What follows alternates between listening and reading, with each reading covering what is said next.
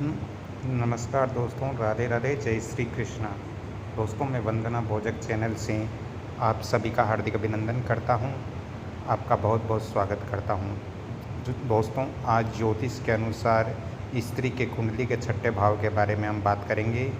दोस्तों, ज्योतिष शास्त्र के अनुसार हमारी कुंडली के अंदर 12 भाव होते हैं और सभी अलग अलग भाव का अलग अलग जीवन पर प्रभाव पड़ता है।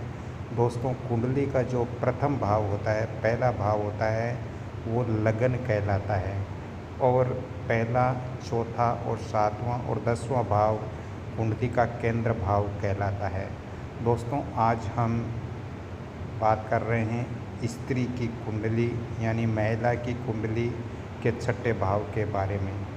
ये छठा भाव दोस्तों स्वास्थ्य का, इसके साथ ही कोर्ट कचहरी मुकदमा इत्यादि या शत्रु का ये भाव होता है। ये भाव जन्म कुंडली में अगर इस भाव के अंदर यदि ग्रहों की अच्छी स्थिति नहीं होती तो दोस्तों फिर प्रॉब्लम खड़ी होती हैं।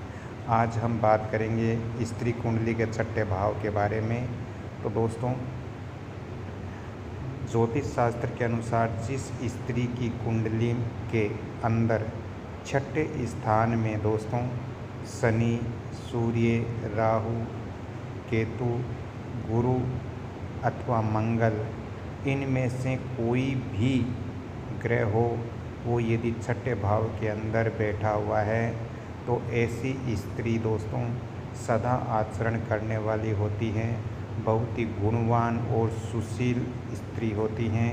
ऐसी स्त्री अपने पति की सेवा अत्यधिक करती हैं, बहुत ज़्यादा सेवा करती हैं और साथ में ऐसी स्त्री को समाज के अंदर मान सम्मान भी प्राप्त होता है। दोस्तों, एक बार पुण्य इस चीज़ को आप समझें क्योंकि ये बहुत ही ज़रूरी है। जिस स्त्री की कुंडली के अंदर छठे भाव के अंदर यदि ये जो मैं ग्रह बता रहा हूँ इनमें से कोई भी ग्रह यदि बैठा हुआ है तो वो स्त्री सौभाग्यशाली होती है, सदा आचरण करने वाली होती है। वो स्त्री अपनी पति की सेवा करने वाली होती है। एक बार पुण्य देखें कि छठे भाव के अंदर कौन कौन से ग्रह होने चाहिए। दोस्तों, छठे भाव के अंदर शनि, सूर्य, राहु, केतु, गुरु अथवा मंगल, इनमें से कोई भी ग्रह यदि छठे भाव के अंदर बैठा है तो ये बहुत ही अच्छा है। दोस्तों, साथ ही स्त्री कुंडली के छठे भाव के अंदर शुक्र यदि बैठा है तो ये दोस्तों अच्छी बात नहीं होती है। अगर कुंडली के यदि स्त्री की कुंडली के छठे भाव में शुक्र होता है तो वो शुक्र स्त्री को दरिद्र बनाता है, स्त्री को गरीब बनाता है। दोस्तों, जिस भी स्त्री की कुंडली का छठा भाव में शुक्र नहीं होना चाहिए, शुक्र होने से स्त्री दरिद्र और गरीब होती है।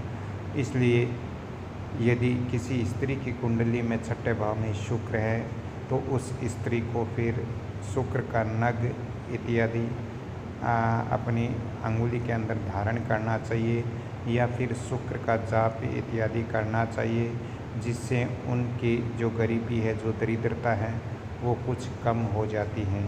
दोस्तों, छठे भाव में शुक्र स्त्री के नहीं होने से अच्छा होता है। दोस्तों, आगे चलते हुए बात करते हैं कि यदि स्त्री की जब हम कुंडली देखते हैं और उसके छठे भाव को देखते हैं और छठे भाव के अंदर यदि चंद्रमा बैठा हुआ है तो ये अशुभ होता है। दोस्तों, जिस स्त्री की कुंडली में छठे भाव में चंद्रमा होता है और यदि इस छठे भाव में चंद्रमा को कोई शुभ ग्रह नहीं देख रहा है तो दोस्तों उस स्त्री के लिए ये छठा चंद्रमा बहुत ही अशुभ होता है। ऐसी स्त्री को दोस्तों अपने हाथ की अंगुली के अंदर सफ़ेद कलर का मोती धारण करना चाहिए, जिससे उसके कुछ दुख है वो कम हो जाए, उसके कुछ विघ्न दूर हो जाएं। दोस्तों,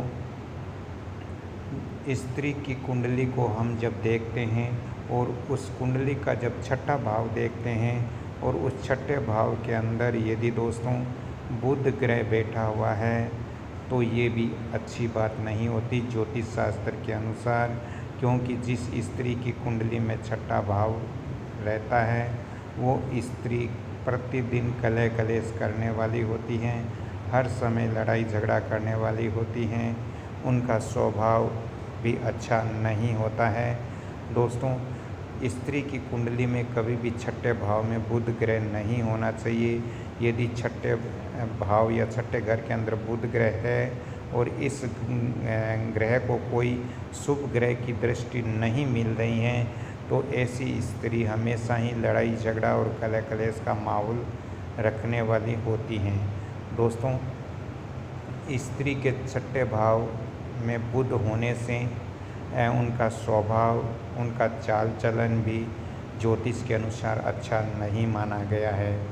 दोस्तों, स्त्री के छठे भाव में कभी भी बुध या चंद्रमा नहीं होना चाहिए, यदि है तो उनके ऊपर शुभ ग्रहों की दृष्टि होनी चाहिए। दोस्तों, आज की मेरी ये जानकारी कैसे लग रही है? यदि आपको ये मैंने जानकारी सारी ज्योतिष के अनुसार दी है, यदि आपको अच्छी लग रही है तो कृपया आपसे मैं निवेदन करता हूँ कि इस वीडियो को आप लाइक शेयर सब्सक्राइब ज़रूर करें, ताकि मेरा भी मनोबल बढ़ेगा और मैं आपको ज्योतिष और वास्तु की और भी इससे अच्छी जानकारी दूँगा।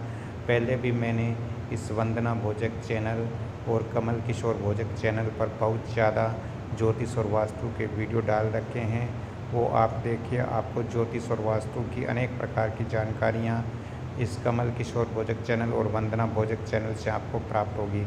यदि आपको ज़्यादा ही आवश्यकता हो, ज़्यादा ही आपको ज़रूरी हो तो आप मेरे को फ़ोन कॉल्स करें, अन्यथा मेरे पास समय बहुत कम रहता है, समय का अभाव रहता है। मैं आपको फ़ोन नंबर भी यहाँ दे रहा हूँ 7901718402। तो दोस्तों, जय श्री बालाजी की, राधे राधे। अगली कड़ी में फिर मैं आपसे मिलता हूँ, तब तक के लिए मैं आपसे क्षमा चाहता हूँ। हाँ, यदि कोई चीज़ आपको समझ में नहीं आ रही है तो कृपया कमेंट्स आप ज़रूर करें, ताकि मैं उसका समस्या का हल कर सकूँ। राधे राधे, जय श्री कृष्णा, धन्यवाद।